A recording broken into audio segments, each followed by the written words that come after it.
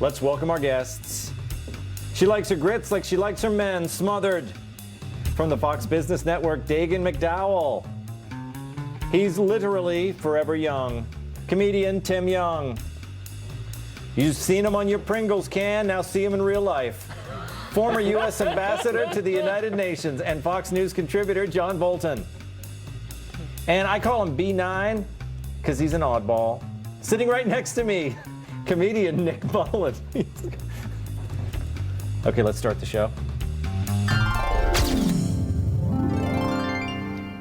Unlike his mild and reticent demeanor on the campaign trail, President Trump has been speaking bluntly since taking office.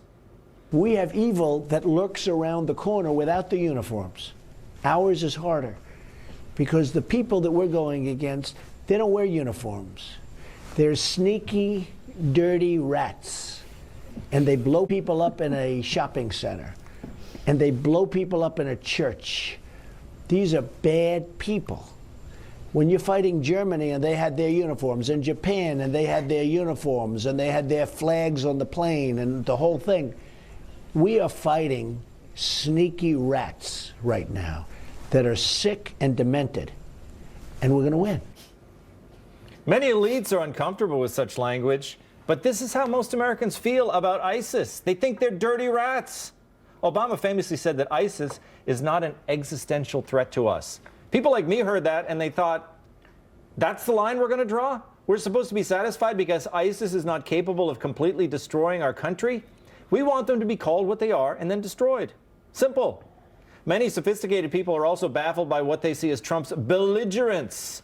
Here's the president answering a question from ABC's David Muir about Trump's idea of extreme vetting of immigrants from countries with ties to extremism. I don't want terror in this country. You look at what happened in San Bernardino. You look at what happened all over. You look at what happened in the World Trade Center. Okay, I mean, take that as an example. Are you at all concerned? Are you at all concerned it's going to cause more anger among Muslims around the world? There's plenty of anger right now. How can you have more? You don't think it'll exacerbate the problem? David, I mean, I know you're a sophisticated guy. The world is a mess. The world is as angry as it gets. Well, you think this is going to cause a little more anger? The world is an angry place. This could be the biggest change that comes from this new administration. Changing the idea that the United States always has to worry about whether other countries are going to think our policies are nice. We're the parent, but the world treats us like the babysitter. We're the teacher, but we approach the world like we're the substitute. We've been tiptoeing through our foreign policy, worrying about whether it's going to cause anger when we should have been worrying about whether it benefits the United States. Ambassador, I only want to talk to you about this. I don't need the rest of the panel to weigh in. Now, great, more time. What do you want to know? No, I want to know what you think. Do you agree with me this could be the biggest change in the Trump administration, is the way that we approach the world? We don't pussyfoot? Well, I think it's a complete reversal from the 8 years of Obama, who saw a strong America as being a big part of the problem, that we were too pushy, too assertive, too successful, and that people in countries like Iran, who otherwise would have been happy weaving baskets or something, decide that because of our behavior they're going to build nuclear weapons. So if only we could earn their trust, the world would be a peaceful and more secure place. It's like looking through the wrong end of a telescope. A strong America helps ensure international peace and security. It doesn't disrupt it. There you go. Tim, do you agree? What did you think of my monologue? Did you agree? Let me tell you. Since I haven't been here in a while, it's amazing. Oh my gosh, Tom, you were the best host of Red Eye I've ever seen. But look, I mean, David Muir, he was sputtering. And, you know, do you agree? Trump says the world's an angry place. We can't make them more angry at us than they are. I don't know. I think having a Hillary Clinton television show could make them even more angry at us. If we put her back into the public spotlight for a while, that charisma bomb on the world. You know that? I mean, with Trump as president and then Hillary on the TV, could you take it? I'm not sure I believe that report. She's not. No, it would need to be Hillary and Elizabeth Warren together, like Donnie and Marie from the 70s on ice. Could there be a hotter television show, just two sex symbols together? We're talking like this! But just Dagen, screaming for all of us masochists. Do you think, do we have to play nice with the world all the time? Oh, hell no. And I love how Trump talks even more. He's becoming more and more simple and direct. Joe Pesci sounds like Laurence Olivier compared to this guy. And you know that every world leader has to go out and hire a new translator because the translators that are there are going, we don't even know, like, we don't know this kind of monosyllabic lexicon that the President of the United States is using. But again, the stronger the message, the more simple it is. And I think that's what you're hearing from him. Well, I'm seeing all over Twitter, there's people poking fun at the dirty rats comment. But, we've had presidents who speak bluntly in the past, haven't we, Ambassador? Well, look, I think that's what gets people's attention. And for 8 years, we've had a president who was mostly concerned about impressing himself with how bright he was. And what that does is diminish the American message and make it less clear for people all around the world who are not going to go into deep research over what constitutes an existential threat. In the Muslim world, for example, they know exactly what the threat of radical Islam is. Muslims around the world have suffered more from it than anyone in the West to date. So when they hear Donald Trump talk about these people, it's the people in the Muslim parts of the world who are saying, damn right, or words to that effect. Yeah, exactly.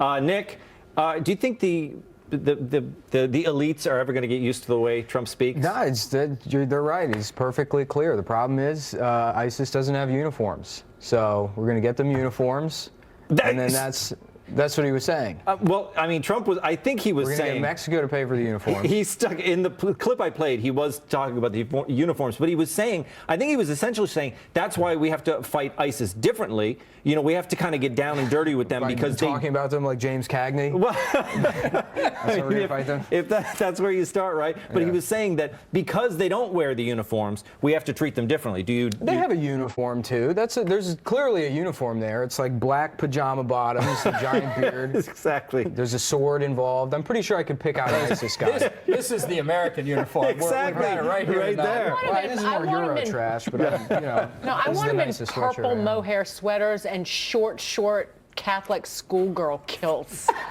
Is the new ISIS uniform? Well, because you can see them from far away and it just sounds saucy. Yeah, right. Okay, moving on. Scientists say the doomsday clock has ticked 30 seconds closer to midnight, and nobody knows why. Now, of course, they are blaming Trump.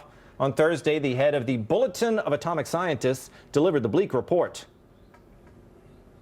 The doomsday clock is closer to midnight than it's ever been in the lifetime of almost everyone in this room.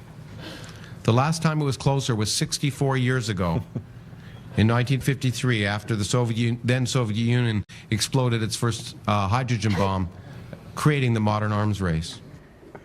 So who's really responsible for bringing the U.S. to the brink of oblivion? President Trump and President Putin, who claim great respect for each other, can choose to act together as statesmen or act as petulant children, risking our future. Ambassador Bolton, he's been unhappy since he was fired from Hannity and Combs, hasn't he? Look, these guys have had the nuclear clock somewhere between 5 minutes to midnight and midnight for about 70 years now. That sucker hasn't gone off yet, So there may be a little bit here on the calibration of what they do. It's an alarmist organization. It does have one important point that they've neglected, and that is the threat from states like Iran and North Korea and others that are pursuing or have gotten nuclear weapons that don't have the experience or the restraint that we do. But their continued focus on the United States as a problem demonstrates that they probably voted 100% for Barack Obama. So, it's another, back in the day, it's another glimpse into the ideology that's dominated our foreign policy and why the gap of expectations between everybody who thought Hillary was going to win and what they got has caused such mental distress. They just can't understand it. That is what I think is true, Tim, is they were so ready for Hillary that their confusion and their upset has caused them to be more worried. I hear a lot of talk. They say, he has his finger on the button, But Trump doesn't strike me as someone who's always talking about nuclear war, is he? No, he just tells everybody that they're losers and they suck. There's a difference. His words are nuclear, and that's why it's closer to the midnight there. Because words hurt these types of professors and whatnot? They look like leftover hippies from Woodstock. Like They are. Yeah, and honestly, it might be the apocalyptic clock for hippies, because they're getting pushed farther and farther to the coast. So they're finally falling off of the United States. So they've got about 30 seconds left, and they're done. It's true. They don't. There's not much place for them anymore, is there, Dagen? No. At least let them have their clock. No, that squat little refrigerator in a pantsuit in North Korea, I'm sure, would accept some of them who are falling off the left coast. maybe Iran will take some of them jumping into the Hudson River. But didn't we hear this as well? I mean, I was in high school in the 80s, and everyone was always talking about Ronald Reagan, he's going to get us into a nuclear war. And, you know, that turned out just fine, didn't it? It most certainly did, but that's like leftover Cold War era fright from people who were used to diving under their desk in the 1950s during air drills. Remember? Yeah, so where was the clock then? When we were ducking and covering, where was the clock? 3 to 4 minutes to midnight. I mean, it's right in the range there. But I like how Donald Trump somehow is the graver threat than Kim Jong-un or a nuclear Iran. Yes. That's what's just completely insane. There's only one solution here, and that's to build more American nuclear weapons and put these guys back to work. Exactly. We got to get it as close as we can. Nick, close to midnight, I mean, that's when all the fun happens, right? I guess. Why? What happens at midnight? I don't know. I'm just trying to relate. I feel like, you know, young guys like yourself, that's when that's when you party, right? I guess. I do most of my partying around noon. You do? I'm usually asleep by midnight. It's an Iron Maiden song, though, right? I got that as a reference in. What, almost midnight? 2 minutes to midnight. 2 minutes to midnight, right? Yep. All right, moving on. World peace could be in danger. President Trump is planning to radically cut American funding in the United Nations. Instead, we will put our money into the United Colors of Benetton. The UN currently relies on billion of US dollars for its very important work, as Ambassador Bolton describes it. But the president wants to change that. He has drafted an executive action that prohibits U.S. funds going to any organization that gives membership to the Palestinian Authority, supports programs that fund abortion, or is controlled by any state that sponsors terrorism. In addition, the Trump administration has prepared a second order called Moratorium on New Multilateral Treaties, which would put a moratorium on new multilateral treaties. I believe. I think that's it's what close. Does. You're it's close. That's yeah. right. Basically, it would ensure that all treaties have our best interest. As Trump likes to say, but first, America. Is that what he says? Something close. like that. You'll get it next time. Again, I'm very close. Ambassador, I mean, this is why we did this story, because you were coming on today. We said we have to do this UN story. And I can say I have absolutely nothing to do with this, except I think that the basic point they're trying to make about the UN is that all American contributions should be completely voluntary. Right now, we pay 22% of most UN budgets, 25% of peacekeeping. It's kind of like a tax on the United States. They decide what the budget is. We pay 22%. If we paid, here's a revolutionary principle for you. We pay only for what we want, and we expect to get what we pay for. How about that? If we tried that at the UN, it would be like a tsunami through the UN system, and other countries would pick it up. Japan, that pays 18%, and it would really have a revolutionary effect. So that's the direction they're going in. I think it's exactly right. Tim, makes sense, right? Yeah, well, I think the UN, aren't they the Barack Obama fan club? Now, I've never been there, but I heard they sell T-shirts, I Heart Barack, and the gift shop. I think they give them away to people as they come in. Do you still have the 20% discount there? No, they don't give it to you. 30%. But that building could be used, it could be like the new Trump Tower in New York. The Sons, not Donald, of course, could run that business. Yes. Well, what do you think, Dagen? Does any of this surprise you? I think Trump, he signaled he was going to be taking moves like this. It does not surprise me at all. I want him to go further. I want all diplomatic parking privileges taken away from every single person who works at the UN. And you know what? It would fall in on itself. It's not even about U.S. funding. It's about all these diplomats coming to New York City and partying and throwing caution to the wind and double and triple parking and wreaking havoc on our lives. And they can all rot in hell. If you think Bill de Blasio, the mayor of New York, is in political trouble now for all of his mistakes, wait and see what happens if you took out the spending of UN diplomats for the New York economy. It could tip it into the into the East River. So is economically, would you say the UN, as far as the spending goes, is the UN economically good for New York? Because it certainly is kind of a pain for people. I mean, we're always talking. You're just the people of the United States. What do we care about that? Exactly. You're talking about taxes to the city of New York to fund welfare programs. It's a big deal. I've been to parties where there were ambassadors from foreign nations who were in trouble, who were locked in the bathroom. And I couldn't use the bathroom at the party because they were busy. She has such a glamour. She's like Holly Golightly. She's partying with people from the U.S. Party question. Why did I get That's what they do in New York City. Lock themselves in bathrooms at private parties and take over the party. Have you locked yourself in a bathroom? Not recently, but I haven't been at the UN in a long time. Not him. Nick, why do we have to be stuck with the United Nations here? Why don't they move it around like the Olympics? I don't know. I wrote the same damn United Colors of Benetton joke. You did? I did. That kind of came in at the last Well, I minute. got nothing on the panel, so I'm glad I didn't say it. But yeah, hopefully. You know how we raise funding for the UN? You sell Ambassador Bolton T-shirts with just the stash and the glasses. That would be awesome. Well, I don't have like an aging Groucho Marx mask. I don't. Stop the aging bit, okay? It's a great mustache. I don't have T-shirts, but I do have mugs with the mustache on it. I will donate some to Red Eye. See, Oh, yeah. Well, he walked in the green room, and the first thing he did was Ambassador Bolton turned and looked at me and went, "I'm the president of Red Eye. Treat me with due respect." That's right. I just wanted to make sure she understood what the rules were. Andy says that you're good. You're still as the president of Red Eye, but he swears that you would step down if you went into the Trump administration. I am not term limited, and if Andy keeps it up, he's going back to the basement. Right. All right. Coming up, a high school principal gets in hot water for doing a Trump impression. Stick around and see if the school board fires him with a similar impression.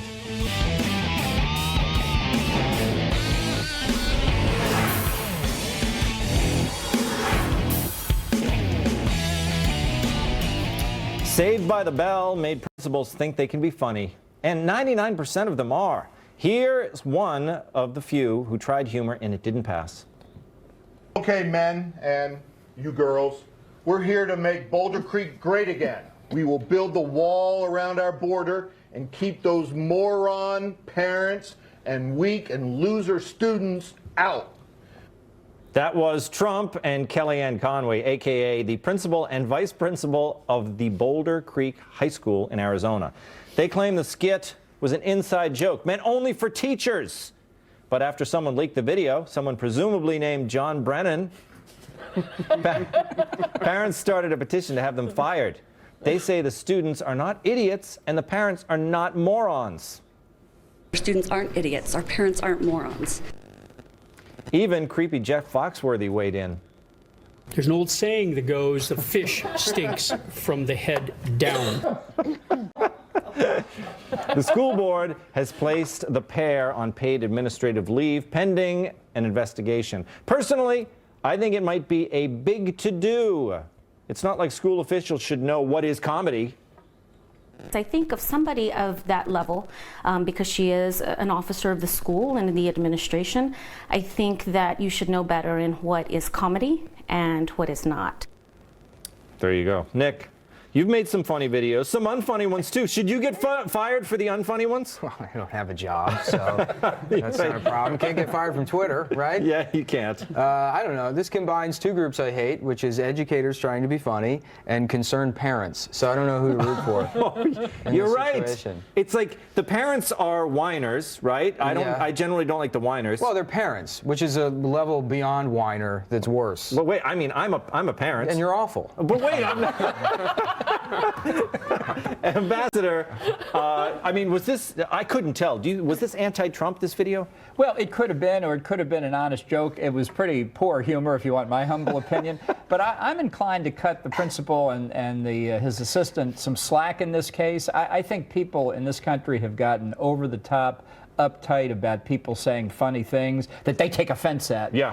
I just think a little looser attitude, a little bit more tolerance would be a good thing, and maybe it would produce some more funny jokes instead of kind of tired humor. But I just think people ought to loosen up. Gotta loosen up. I love that he just had a hat.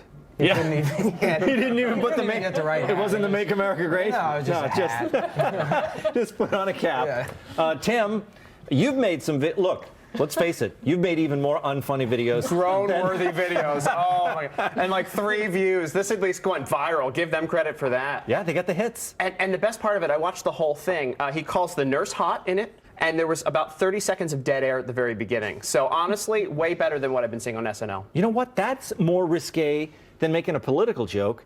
Saying the nurse is hot? Oh, yeah. I mean, you cannot do that in this day and age, right? You know, I think, well, maybe she is hot. Yeah, she was. What if it's a Trump fact? called Kellyanne Conway baby on the stage last week. Oh, he did? Yeah. Well, yeah, Daryl Issa called me sweetheart on air this morning. I was like, okay, that's fine. Yeah, you don't get offended at that. Huh? Not in the least. I'm offended by bad comedy. And So- that's bad comedy. It is so humorless. Like, I won't even laugh for the next 8 months.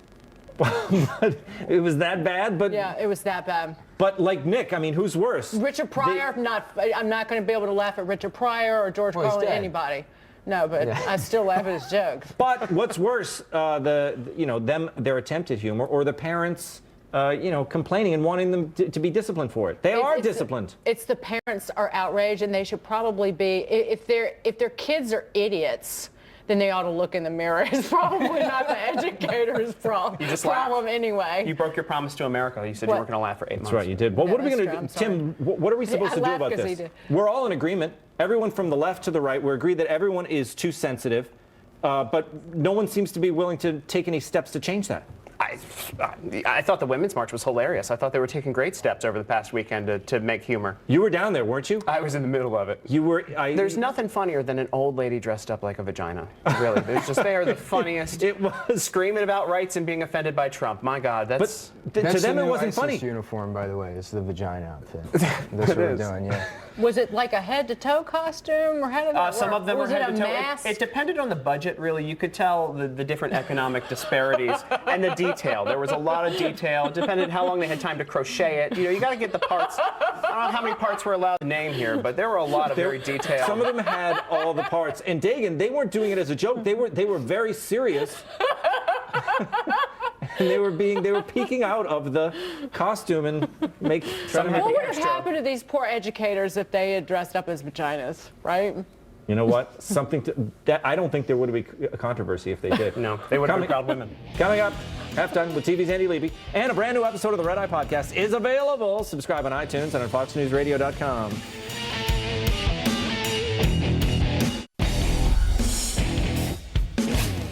Welcome back. Time to find out what we got wrong and what we missed from TV's Andy Levy over in the Red Eye News Deck. Hey, Andy. Hey, Tom. How you going? Good. Good. I just said, how you going? How you going? I'm going good. What that means.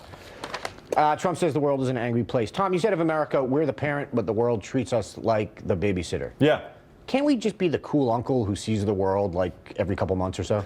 I think that was the past 8 years, Andy. No, it wasn't. What? I want it to be that. I think Obama thought he was the cool uncle. Yeah, but he didn't want to, just... No, forget it. Ambassador, you said Trump's view is the exact opposite of Obama's, where Obama thought that America's actions were the cause of all bad things, like would cause a basket weaver in Iran to become a terrorist. But Trump himself thinks that what we did in Iraq created ISIS. Yeah, well, I think that's just incorrect in the sense that the wave of radical Islam that's taken place around the world would have taken place whether we invaded Iraq or not. So there's a cause and effect problem there. All right. Ambassador Bolton says Donald Trump You're going to stop there? wrong. I just wanted you on record saying the President of the United States is wrong. You got it. Okay. Beginning to see why you're not in the administration, sir. Try another one. Tim, you said Tom was the best host of Red Eye ever. First of all, nobody likes a suck-up. He brought me back on, so I have to be very gracious to him, and he's way better than you, Andy. Do you?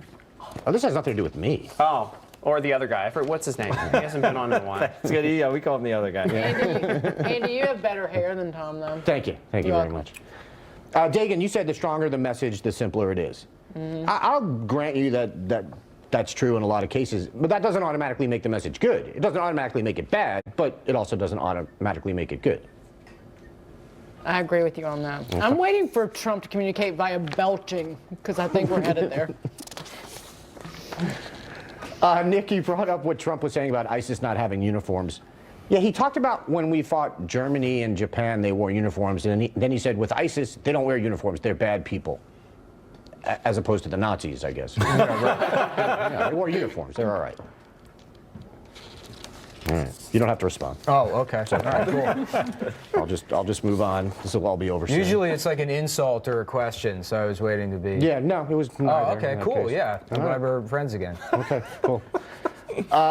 Doomsday clock moves closer to midnight. Do we have a picture of that scientist? Could you have cast a better person to play nerdy science guy who built a doomsday clock? It looks like Bob Balaban. That's it. It is Yeah, sort really. of a Bob Balaban, Alan Colmes hybrid. Wow. Now I have that in my head. Ambassador, you pointed out that they've had this clock for like 50 years, more than that actually, and we're still around. Yeah, can we just admit this clock is stupid? Yeah, well, that would be a good place to start. Yeah. But, you know, then we wouldn't be able to do a segment on Red Eye every year when they tell us it's moved another half a minute closer. You know, it's been moving a half a minute closer to midnight every year for about the last 40 years. Well, they still haven't made it. And that brings up another point. Like, they blame, you know, their entire thing was this is all Trump's fault. We're moving it closer because of Trump. Let's take a look under President Obama. In 2010, it was at 6 minutes to midnight. In 2012, it moved to 5 minutes to midnight. In 2015, it moved to 3 minutes to midnight, and it stayed there for the rest of the Messiah's run.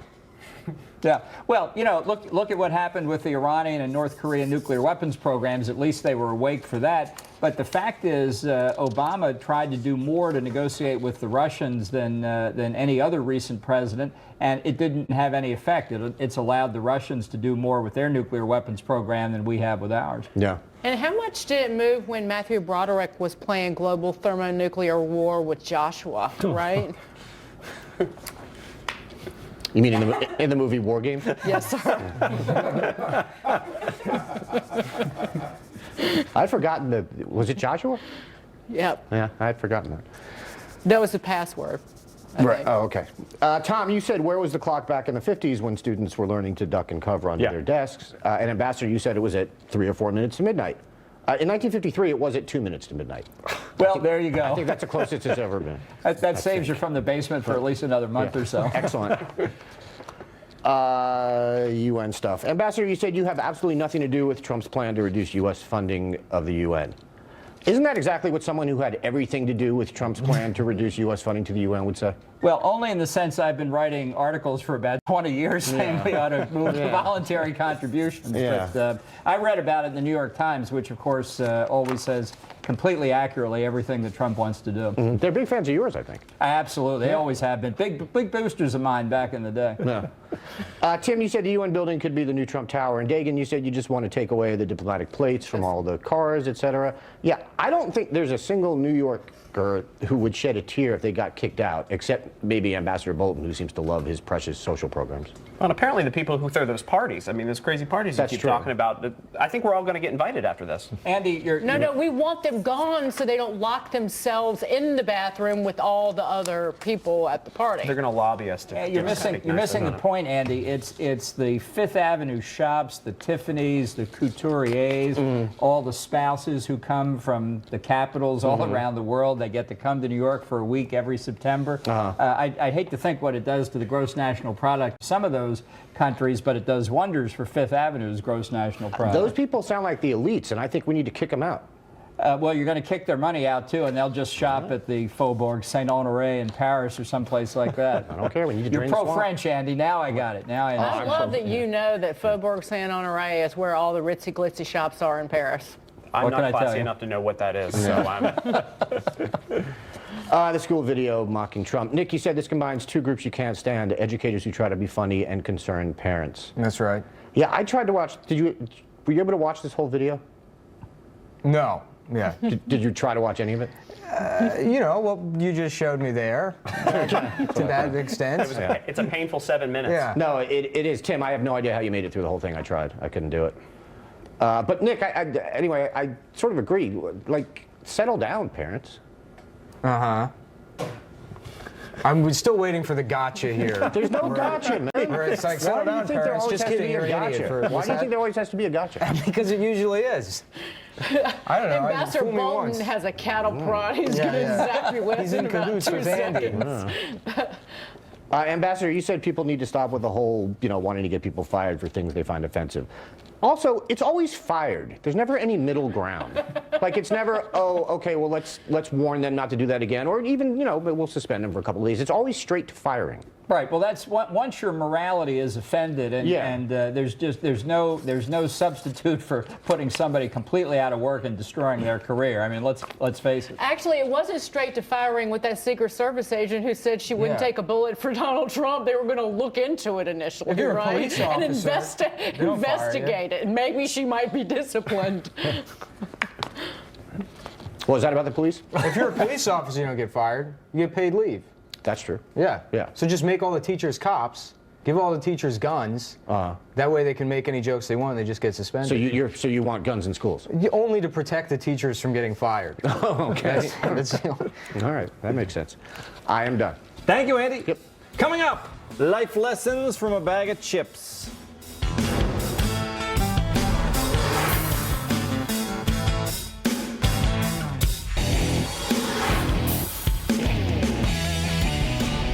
The Super Bowl is next weekend. A bag of tortilla chips wants to make sure you don't make any bad decisions. Yes, Frito-Lay is releasing a limited edition Tostitos bag equipped with sensors that can detect alcohol on your breath. If you haven't had a drop to drink, the so-called party bag will indicate with a green light that says it's safe to drive home. But if the bag senses booze on your breath, it displays the message, don't drink and drive. The bag also has special technology allowing overserved fans to tap the bag with their phone to call a ride. Meanwhile, Funyuns are testing out a similar bag. Here's how it works. If you open a bag of Funyuns, you're too high to drive. Dagen, I feel like you saw that joke coming. I love Funyuns. Oh, yeah. You were applauding before the punchline. I love Funyuns. Never mind. Dagen, do you think this message is enough? Don't drink and drive? I mean, that hasn't stopped some people in the past. It should be enough. Yeah. But if you're so stupid to know that if you take one drink and then get behind the wheel, then you deserve to rely on a bag of chips to tell you that. Again, it should be like an indicator of whether you have bad breath, so it's just always red if you've eaten Tostitos. Yeah, they should have other things as well. You could have the breath and the breathalyzer. Ambassador, something tells me you would not be bossed around by a bag of chips. Look, don't people realize that, in most places you open the bag, you put the stuff into a bowl and then serve it to your guests and throw the bag away? You're right. So, it's down there with the rest of the garbage, and if you want to dig in and pull it out and check, I suppose that's okay. Yeah. I wouldn't pay more for a super sensitive bag, however. I would draw the line there. Well, you got to admit, and Nick, they're trying, right? They're trying to do some good out there. I just love that they had a meeting at Tostitos and someone was like, gentlemen, we got to admit that Tostitos are an essential part of receiving a DUI and possibly killing a family. So it's our responsibility to do something about it. It's right. Many of their customers have been involved. There's going to be beer that tells you when your wife has left you and you're eating chips for dinner. Yeah. Tim, what else? I mean, I think having this technology in different products, I think it'd be great. First of all, I would love to just be able to blow into my sleeve and check my alcohol level. Well, can I tell you, this is called a party bag. Yeah. What kind of party bag tells you you're too drunk? You're right. It's the ruin the party bag. Like, It this is. is the awful friend in the corner bag. It's worse than that. It essentially tells you if you've had a sip of a drink. Like, it cuts you off if you even smell of alcohol. It cuts you off with Tostitos, too. So if you It use needs to. Listerine, you blow red, right? If you're sick true, really? if you're on Robitussin, are you going to blow red? Well, that's lame. I get drunk on both Listerine and Robitussin, so I will need this bag. But aren't you, Dagen, 20 years ago, if you envisioned this bag, I mean, I think the technology is interesting, and I think you got to start somewhere, right? No, that's what you have friends for. It's like, I've been drinking. You just get in their face.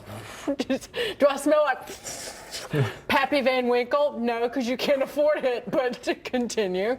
So is it just, what is it? Is it just marketing, Nick? Is that what this is? Yeah, it's Tostitos, the chips for people without friends. They can't blow in their face. All right, coming up, the latest trend in elephant fashion.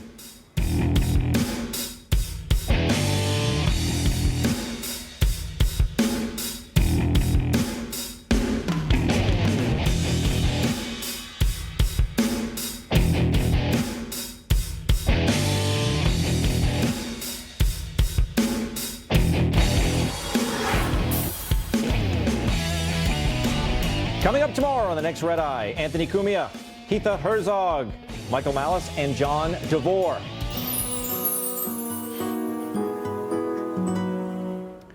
A group of rescued elephants at a wildlife sanctuary in northern India are no longer cold. Yes, when temperatures dipped recently, staff at Wildlife SOS, a nonprofit organization, borrowed some sweaters from Michael Moore. No, they did not. They designed and created the sweaters for the elephants, many of which are blind, lame, and on the mend. Here's one of the elephants resting, and here's one hosting a children's television program. The uplifting story confirms what I've long believed. People love to put sweaters on animals. In 2015, a group of volunteers knitted tiny sweaters for penguins afflicted by an oil spill on Phillips Island in Australia. This is the only other example of sweaters on animals that we could find. Tim, what do you think? I think this is, this is a practical thing. This isn't just, I know the pictures are cute, but in both cases, the animals needed them for their welfare.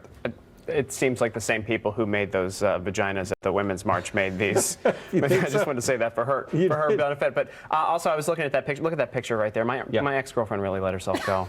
Oh, come on. I can't complain. I made a Michael Moore joke, right, Ambassador? Look, speaking as a Republican, I object to these sweaters. I think this is the product of 8 years of Obama welfareism at work. Those elephants are tough enough to handle the cold on their own. I don't care if they're blind, sick, lame, or anything else. They don't need any government sweaters. I was surprised. India, I didn't think that it got cold enough there to, protect the elephants. This is the only evidence against climate change. It is these pictures. That's the only scientific evidence that exists. Yeah, I mean, global warming isn't real. You never see, 100 years ago, you didn't see elephants with sweaters on, did you? Yeah, well, we didn't have Etsy. Exactly, there wasn't right. a market for it. There's a market for everything now. Dagen, look, you got to admit these pictures are cute. Look at that. That's kind of like a whole ensemble there. No, good thing they're in India and they're blind because they're all dressed like Bill Cosby. I mean, you know what?